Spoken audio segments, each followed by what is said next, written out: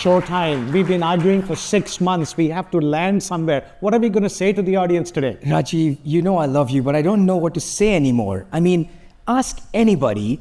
It is a very well-established fact that what gets measured gets done. And what gets rewarded definitely gets measured and gets done. Human beings respond to carrots and sticks. I don't know why you just won't accept that. Oh, really? I mean, are we short of measurement and reporting here? Is that why we're getting all the greenwashing? Why are we going towards 2.8 degrees instead of 1.5 if measurement and reporting is everything? Why is inequality increasing? Why is cyber threats so big today compared to ever before? Shai, I really don't. These are the right questions, but you know, it's not that simple. These are multifaceted. Shai, Rajeev, Oh, mics are on. Oh dear.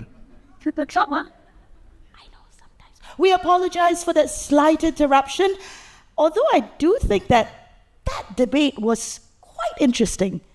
Why don't we bring that debate back up on stage instead? Because, you know, that is our dynamic duo for today. Ladies and gentlemen, please put your hands together for Shai Ganu, Global Leader, Executive Compensation and Board Advisory, WTW, and Rajeev Peshawaria, CEO, Stewardship Asia Center, and author of several business books. Our dynamic duo for this morning. Let's pull them up on stage for that debate. Thank you. On stage, guys, not backstage. Thank you. As hot mic issues go, that was probably the least controversial one. okay, Shai, this is our last chance in 6 months to get to some conclusion, okay? So let's behave. Good morning, ladies and gentlemen. Welcome once again to the Steward Leadership Summit 2024. We'll get right into the topic right away. And the idea here is this. The fact that we live in times of existential challenges, that is well known.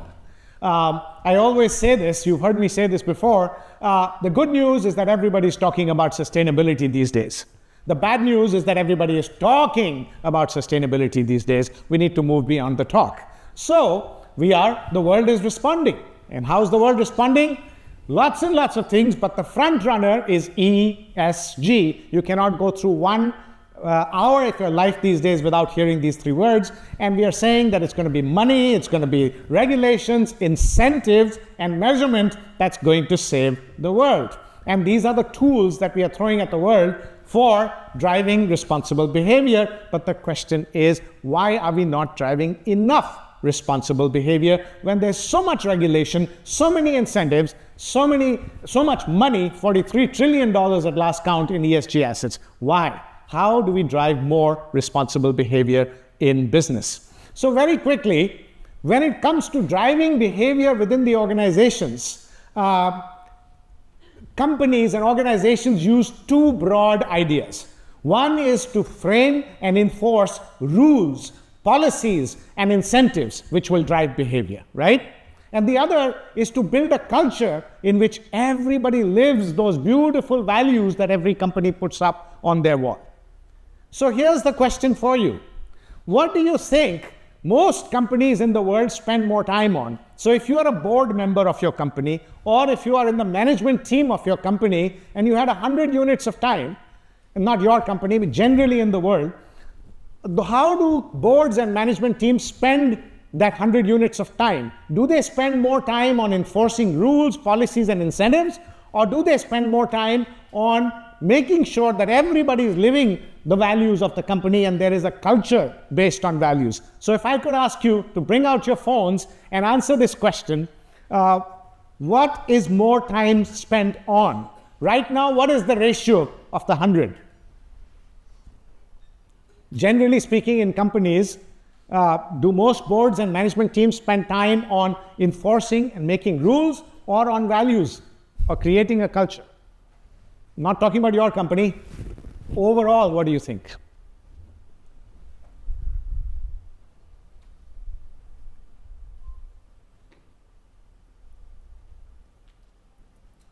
Okay, we'll give it a few more seconds to... That is fascinating. I told you. But you should be happy with this. Exactly. It proves the point that more attention is needed. I tell you, this conventional wisdom thing. We'll get into this. Okay, some of you are still working on it, so we'll give it another few seconds. You're winning at this point, my friend. Well, You're really winning. 190 votes, so I think we're fairly representative. Clearly, more emphasis on rules, policies, incentives. That's where boards are currently spending time, because that's where the need is. All right. Excellent. So thank you. I think this is a really good way for us to level set and start with sort of the current state. In the spirit of debate, allow me to also, just at the onset, tap into the collective wisdom of this crowd. So you saw the earlier question, which is, where are you currently spending time on? Put that aside. And for this next question, answer this question as a human being. So what I mean by that is, take off your hat as a captain of industry, as a board member, as a CEO, as a CXO. As a human being, what choice would you make? Right? So there are 4 choices to a very simple question. Imagine the government came to you, or imagine the environmental agency came to you and say, please conserve energy by switching off air conditioning and using fans. And imagine there were 4 options. Option 1, that the message that they sent to you is, this is the environmental choice. You can prevent the release of up to 94 kilos of greenhouse gases per month by using fans instead of air conditioning. Option 2 is the socially responsible choice. Do your part for conserving energy for future generations. You can reduce your monthly demand for electricity by 29% using fans instead of air conditioning. Option 3, do this to save money. The economic choice. You could save up to $54 per month by using fans instead of air conditioning. And option 4, join your neighbors in conserving energy. So 77% of your neighborhoods have switched from air conditioners to fans. So as a human being, what choice would you make? So let's go to the next slide or poll question.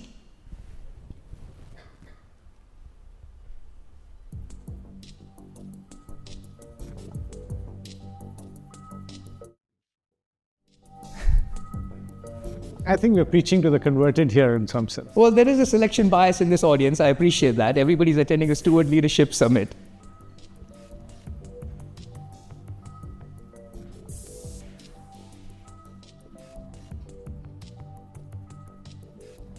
All right, I think that's fairly representative, 150 votes. Isn't that fascinating? As a human being, what will still drive action is the economic choice.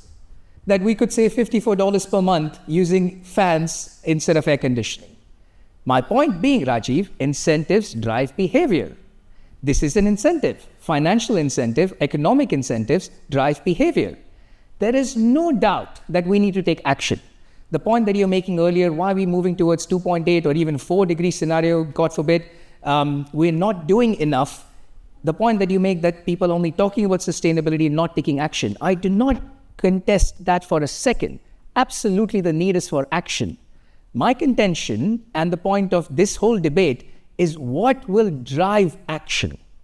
Can we rely on the goodness of their hearts to do the right thing? Or should we throw everything that we can to this problem, including incentives, carrots, and sticks? So, Rajeev, that's my opening gambit. Back to you.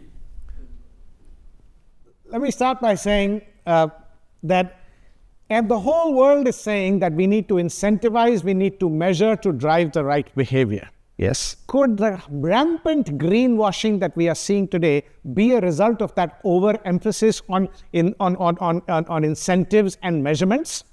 Why are so many greenwashing reports coming out in the world? Point number 1, because we've got research. There's plenty of research, not just SAC research, but conventional research from 50 years, which says over-incentivizing measurement and reporting actually creates bad behavior. This particular article, called "On the Folly of Rewarding A While Hoping for B" by noted Professor Steve Kerr, came out in 1975. In every walk of life, he says that, we hope for A, but we reward B, because this incentivization system, when overused, gets wrong. And we won't get into the examples, but they have examples here in military, in government, in business, in sports, in medicine. Everywhere, overuse of measurement and reporting actually drives bad behavior. Mm-hmm. Point number 2, let me give you a quick story.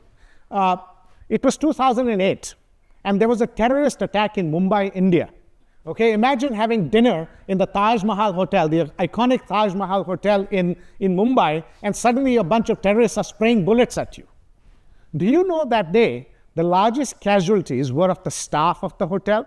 Do you know that not a single member of the hotel, employee of the hotel, actually fled for their own lives, to save their own lives? Instead, they formed human rings around their customers and clients to save.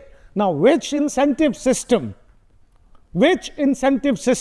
can motivate an employee to take a bullet in his or her chest to save a customer? That was 155 years of culture based on values and purpose at the Tata Group, which lives till today.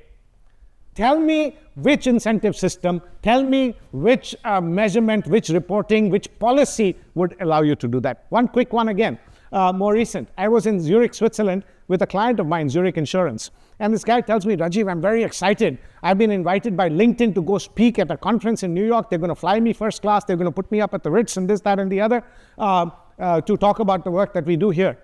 I said, fantastic. He said, my boss has approved the trip and I'm going. And I said, I approved the trip, but I'm not going. I said, why are you not going? Because we have a carbon budget and our CEO has said, no travel unless absolutely necessary. So, but your CEO, your boss has approved the trip. So my boss has approved the trip because LinkedIn is paying for the flight. So the carbon footprint will come in LinkedIn and not in Zurich. And therefore my boss says, go blow our trumpet. I'm still not going. And he says, why? Because that's the spirit of the law. That's not the letter of the law. We are supposed to reduce our carbon footprint. So what if it's not getting counted here? The spirit of our company, our values say, do the right thing. I will challenge my boss and I will not go. I will do this. So now tell me, so we have this idea here that it's all, we've known this for a long time, that you overemphasize measurement and reporting, you get bad behavior. If you are activating values, you get inspired behavior like the two examples that I gave you, right? Now, based on all of this, everything that's going on, that is why we are seeing this spectrum. We shared this earlier as well. You have a lot of greenwashers and purpose washers in today's world. You also have the blissfully ignorant who are saying, what climate change, what social inequality, not my problem. You also have window dressers. Oh, everybody's talking about sustainability. Let me do a little bit. Let's look good, all form, no substance. You have the box checkers. Oh, let's check the box. We don't want to get into trouble with the law. And we have a few people who are real steward leaders. These people are the ones who are driving the positive change, and we need more of them to do so. The question is incentives and carrots and sticks going to do it, or is values and purpose going to do it? The difference between the right and the left, the guys on the left are profiting from today's existential challenges. They have no desire or incentive or any way to change it. And the guys on the extreme right are creating profitable solutions for today's challenges. What do you think? I mean, this is the issue. If we want that Taj kind of inspired behavior, which is what the world needs, because if you only talk about incentives, then it's a risk and reward game. Is it too risky? Then I won't do it. But if I am inspired from within, I take ownership as a steward. I will do it no matter what the cost, my friend. At the onset, Rajeev, I know it is very difficult, or rather the Taj example, it is a very poignant example. And I actually was in Mumbai when that happened, and very close to the Taj, and it still sends shivers down my spine. And no amount of incentives, no amount of carrots or sticks will ever drive that behavior. I fully concede that and I fully accept that. My contention, my point though is, even the example that you mentioned, the gentleman in Zurich, what percentage, how representative do you think he is of the leaders globally? And I don't mean people in this room. People in this room, as I said earlier, there is a selection bias. The fact that you're here is because you do believe that steward leadership is important. But if you think about the hundreds and thousands of board members, executives that we have globally, how many of them would be like the gentleman at Zurich? That's a good point. And if you look at the spectrum here, actually we can never convert 100% of the people to move towards the right. Yeah. That one I'll give you. In fact, it's good news. 80% of the people will never be in the steward leader bucket. 80% of the people will not believe a word of what I'm saying and will not adopt steward leadership, and that's good news. Yeah. Because if we can get 20% of the people in the steward leadership bucket, we will save the world, because Wilfredo Pareto is still right. Right? But it is those 20% that we want. We want it to get to 20%. So steward leadership as we say, and as Arno said, is the genuine desire and persistence to create a collective better future. And we find in our own research that steward leader companies actually are more motivated by values and purpose rather than cheaper capital, regulations, or incentives. Not every company will be, but those that will be will do it more out of values and purpose and less out of incentives. And those are the ones that are going to save the world. I again, do not disagree with anything you've said, or rather, let's not use double negatives. Agree with what you've said. Again, the contention, though, is if we want to accelerate mindset shifts, can we afford to take a view that let's focus on one versus the other? If we want to accelerate mindset shifts, should we not cater to the lowest common denominator and say what actually drives change? What drives behaviors? The examples that you mentioned earlier and that is a fantastic article about the folly of paying for A and expecting B. So if any of you have not read it, I encourage you to actually go through that because it talks about misaligned incentives. But here's my point, Rajeev. I'm an incentives guy. My whole career is on incentives. So of course, I will defend this. There is an old saying, the good thing about incentives is they drive behavior. The bad thing about incentives is they drive behavior. Our job as corporate stewards is to make sure that we are encouraging the right behaviors and thwarting or discouraging the wrong behaviors. So my contention to you is don't throw the instrument out because the people who are using it don't know how to use it properly. The misaligned incentives that you mentioned earlier, for every one of those bad examples, there are good examples. I'll give you one of the classicest misaligned incentive. Most jurisdictions or most countries, particularly when they're urbanizing, they've had in some point in their history some sort of scheme that controlled the population of this wild animal, and if you do so, we will give you certain dollars and cents for it. I think there was a really famous example in snakes in sort of a part of India. And in that example, the idea was if you can control the population of cobras and bring us their skins, you will get certain dollars. What ended up happening is people started actually rearing these snakes at home so that they can take those snakes, go and get the skins and get the incentive dollars. When the government found out about this, they switched off the plan.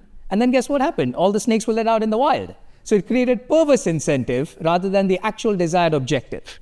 So the point though here is, let's not throw away the instrument because the people who are using it have gamed it. And here is how sort of when WTW, we think about the psychology of persuasion. It is how do you actually design better incentives? And I've listed a few of these points here. Number one, figure out what people really care about, not what they say they care about. Right? By the way, the earlier example where we had that 4 polling questions, where most of the people here chose the option of cost, like saving $54, that was a real study done in California. And they had actually put these pamphlets that I showed on that slide on different doors, random examples, random sort of sampling on different doors. And they could track which pamphlet resulted in which energy conservation behavior. And people said in a poll beforehand that we're doing this because it's the right thing for the planet. People said we're doing this because we're saving money. But the biggest driver was the social proof one, i.e., I will conserve energy because my neighbors are doing it. I don't want to be left behind. There is a very fundamental trait that human beings, that the FOMO part, that we don't want to be social outcasts.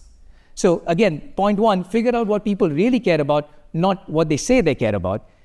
Point 2, incentivize on dimensions that are valuable to them, but not expensive for you to provide. Switch the frame from adversarial, win-lose, to cooperative, win-win. Number 4, never expect people to do something because it's the right thing to do. Number 5, people will always find a way to game the system. Human beings are human beings. Number 6, pay attention to how people respond, learn from it, and adapt. There's this very famous quote by Stephen Levitt and Dubner, the authors of Freakonomics, and they say, morality or values is how people like the world to behave. Economics or incentives is how the world actually behaves. And so when you put some of this into principles-based approach, and I think you'll start seeing some convergence of our thoughts here, Rajeev, that one way of achieving sort of good incentive arrangements is a principles-based approach. At WTW, we've interviewed more than 1,000 directors globally, conducted this research to see what makes for good incentive plans. And the fundamental principles are these four. Purpose. So well-designed incentive plans are guided by the organizational purpose, by the North Star. So again, closer to the stewardship mindset. Alignment. You have to align the good and the bad, and there needs to be symmetry of the outcomes. Accountability. People need to take ownership, not just in the financial outcomes, but also in the company values, culture, well-being, and sort of the broader stewardship mindset. And finally, engagement to do the right things and to drive the right behaviors. And these principles also mean that we have to reward management, we have to reward executives, not just for the financial results that they produce. And I will concede that that is one of the drawbacks in our current incentive constructs. We only reward results. We don't reward leaders. At least he's conceding a little bit towards it now. We don't reward leaders for being good leaders. But my point is, given the existential crisis that we have, this discussion is not about the 20% self-actualized. This is not about the 20% who are already the steward leaders. The remaining 80%, can we afford for them to do the right thing out of the goodness of their hearts? Instead, shouldn't we be throwing the kitchen sink at it, including incentives, carrots, sticks, and forcing change, goading change? So maybe greenwashing. One more collective wisdom of the crowd sort of question. So let me ask this group: if you have to make a tough decision, and a tough decision, for example, that is unpopular with short-term investors, or it will have a negative impact in short-term profits, and if you have to make that decision to accelerate your climate action, for example, what would encourage you to do so? And there are a few options here. You're doing it, number one, because it's a moral high ground. It's the right thing to do. Number two, reputational risk. It might impact businesses negatively if we don't do it. Number three, financial incentives. So you get either government grants or subsidies. Long-term business uplift. So we are sowing our seeds now so that we'll get benefits in the future. Or not falling behind peers, so the FOMO. And number five, a little bit of all of the above. So the question is, what would make you or prompt you or encourage you to make a tough trade-off in the short term in interest of long term? All right, we're getting a good number of votes. And I think this is the point I'm trying to make, Rajeev, that we can't be looking at this as an either or. This is an and. If ever there was an and solution to a problem, this is it. This is not a question of values or incentives. This has to be a question of values and incentives. Doing the right thing and getting nudged for it. And clearly the results say that, and I appreciate all of the above is a little bit of a cop-out option. It's a safer option, but more of us would feel a little bit of both. Your argument is that there are 20% of people, hopefully, who are self-actualized, and the rest of them are the greedy ones who need to be nudged, right? Yeah. As Thomas Friedman always says, you see, the only thing bigger than Mother Nature is Father Greed, and we have to work with greed in order to make this happen. So your point is to align the 80%, you got to do this, right? Absolutely. So I'll leave you with these. Sorry, go ahead. But there's also Pareto who says that those 80% don't matter. What matters is the actions of the 20%. I want to do one more thought experiment here. Yesterday, we celebrated the 25 best examples from Asia Pacific of organizations that were doing well by doing good. They are doing amazing work, hopefully, and 22 out of the 25 were physically present with us yesterday. Hopefully, all of you are in the room. So the winners from yesterday's SL25, raise your hand if you're doing it because of financial incentives. Winners of yesterday's SL25, raise your hand if you're doing it because it's your values and purpose. Your sense of values and purpose wants you to do it. Thank you very much. Whoa. The 25, please keep your hands up if you think it is also nice if there were financial incentives as well. All right, I give you that. Right? I think that's the point. I give you that. So let me leave you with these three thoughts, right? And I fully appreciate Pareto's 80-20. That would apply, and I would be very okay with that if this was business as usual, if this was not an existential crisis, if this was not a fight for the survival of humanity. By the way, this is a little bit of pet peeve of mine. People talk about we're doing all this to save the planet. Let's not kid ourselves. We're doing nothing to save the planet. The planet was here before humanity. The planet will be here after humanity. We're doing this to save ourselves, to save humanity. No interest like self-interest. So my contention to you is these 3 points. Number one, Steward leaders perhaps don't need your carrots and sticks. They are already self-actualized, and they are driving the right behaviors. The fact is, if those are even 20%, we'd be lucky, because even those 20% of the people who would say to you, maybe they're not the ones who are actually displaying the behaviors. Just given the urgency, I do think we need to spend more time converting the remaining 80. And for that, if we... Thank you. So you're asking me to agree that we need both? I'm asking you... I'll agree on one condition.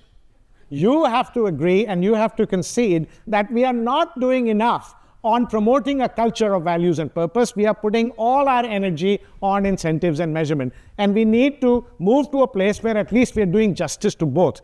Agree? Deal. Deal. All right. All right. So with that, ladies and gentlemen, let's go back to the first question. Thank you. Let's go back to the first question. The whole point of this exercise was to bring your attention to the fact that, yes, we need to do justice. Every leader has to build a culture based on values and purpose, and you have to use every means to do that. And we're not doing justice to that one. We are over-skewed in terms of measurements, incentives, etc. So we agree on that. So let's go back to our first question, which I asked earlier. Now, what should be the ratio? You all said it was 90-10 or 80-20 in favor of incentives and measurements earlier. Now that you've heard both sides of the arguments, what should be the correct ratio?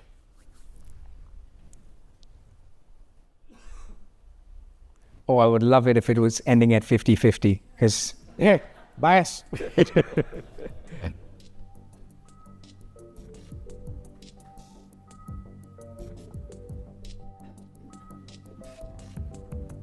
It certainly has moved, my friend. It certainly has. It certainly has moved. And that's the point we were trying to bring, ladies and gentlemen, that please, by all means, listen to Shai.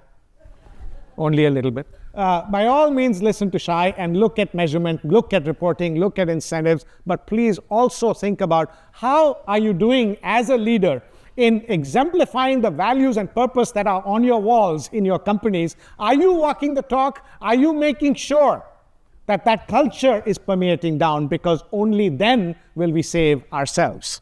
That's fair. Only then will we save ourselves. So with that, I'd like to leave you with one last thought, ladies and gentlemen, and thank you very much for changing your opinion on this question. That was the whole idea. Thank you for more than 50% being at 50-50. Yeah, exactly. That also shows balance. Here's my final thought. When you begin to think of yourself as a steward of planet Earth and humanity, you pivot from seeing sustainability as a cost, compliance, or risk headache to a win-win-win growth opportunity. Thank you very much. Brilliant. Thank you, Rajeev.